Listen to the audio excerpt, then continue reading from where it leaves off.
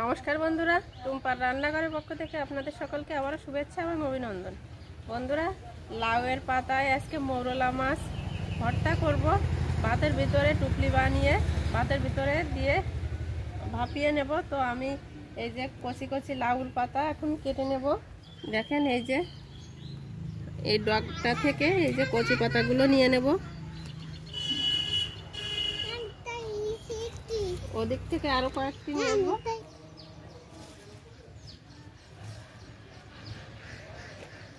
পাতাগুলো একটু কচি দেখে নিতে হবে। তো বন্ধুরা, আজকে ছাদে চলে আসলাম রান্নাটা করতে। আর এই যে সব কিছু গুছিয়ে নিয়ে চলে এসেছি, পাতাগুলোও কেটে নিয়েছি। ওই যে পাতাগুলো খুব ভালো করে ধুয়ে পরিষ্কার করে নিয়ে আসলাম। আর এখন এই যে চাল ধুয়ে আমি হাঁড়িটা উনুনে চাপিয়ে জালটা ধরিয়ে নেব। হাঁড়িতে আগে থেকে একটু জল গরম করে নিয়েছি, এর ভিতরে চালগুলো দিয়ে দেব। আর জলটা আমি মেপে দিয়ে দেব। আজকে বসা ভাত রান্না করা হবে। ভাতের জল ঠিকঠাক দিয়ে দিয়েছি বন্ধুরা। এখন ভাতটা আমি তৈরি করে নেব। আর এদিকে মাছগুলো মেখে রেডি করে নেব। প্রথমে আমি থালার উপরে সুতাটা এইভাবে বিছিয়ে নেব।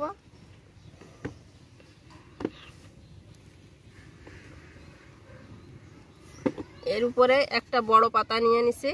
এই বড় পাতাটা আগে মুখটা ভেঙে শিরাটা এইভাবে ফেলে দিয়ে আমি এই পাতাটা আগে বিছিয়ে দেব।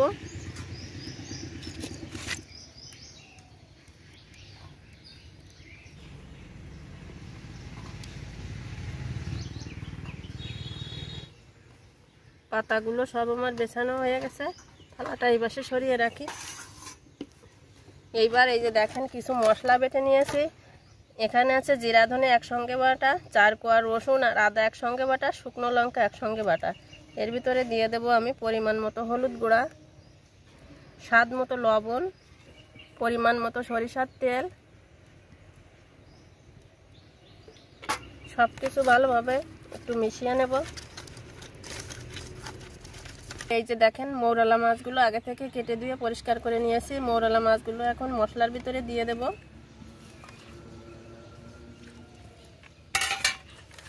মাছের সঙ্গে মশলা খুব ভালোভাবে মিশিয়ে নেব।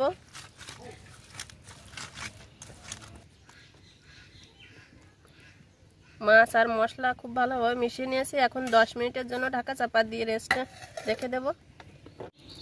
10 মিনিট হয়ে গেছে, ভাতটাও আমার প্রায় হয়ে এসেছে। এখন এই যে এই মশলা মাখা মাছগুলো আমি এই পাতার উপর ঢেলে নেব। খুব ভালোভাবে বিছিয়ে নেব। এখন এই পাতাটা তলে যেহেতু সুতা দিয়ে রেখেছি, খুব ভালোভাবে আমি এইভাবে মুড়িয়ে নিয়ে বেঁধে নেব।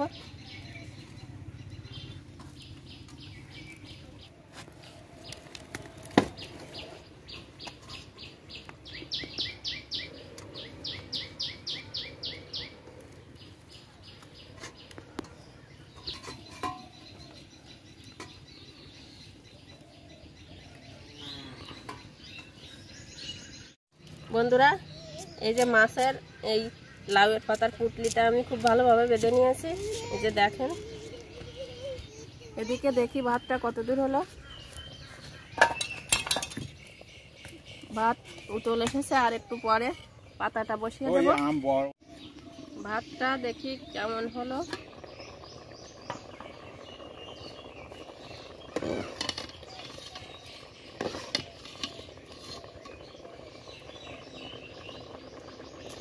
ভাতটা 80% হয়ে এসেছে। আমি এখন এর ভিতরে এই লাউয়ের পাতার এই পুটলিটা দিয়ে দেব।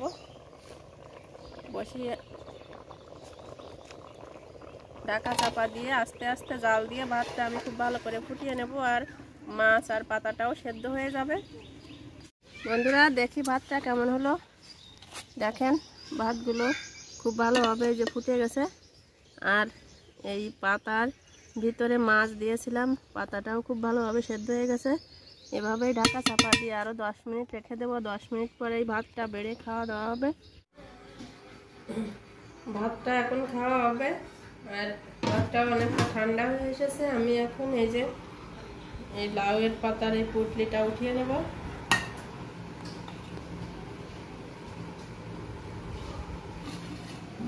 ভাতগুলো পাশ দিয়ে একটু সরিয়ে সুতাগুলো কেটে বাদ দেব। অসাধারণ একটা সেন্ট বেরোচ্ছে বন্ধুরা।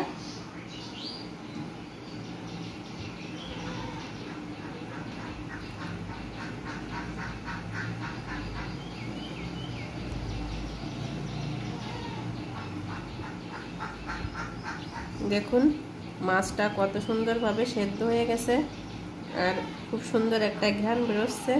আর এই পাতাটা আমি এখন পাশে নিয়ে পাতাটা ভালো করে মেখে নেব আর মাছগুলো আলাদা আলাদা দিয়ে ভাতটা খাওয়া হবে। তো বন্ধুরা আজকে এই যে ছোট মৌরলা মাছ আর গাছের এই যে লাউয়ের পাতা, কচি কচি লাউয়ের পাতা তুলে ভাতের ভিতরে এভাবে ভাপিয়ে নিলাম। তো আমার এই নিত্য নতুন রেসিপিগুলো যদি আপনাদের ভালো লাগে তাহলে আমার ভিডিওতে অবশ্যই লাইক, শেয়ার ও কমেন্ট করবেন। আর সকলের কাছে অনুরোধ রইল আমার ছোট্ট চ্যানেলটিকে সাবস্ক্রাইব করে পাশের বেল বাটনটা ক্লিক করে সকলে আমার পাশে থাকবেন। সকলে ভালো থাকবেন, সুস্থ থাকবেন। ধন্যবাদ।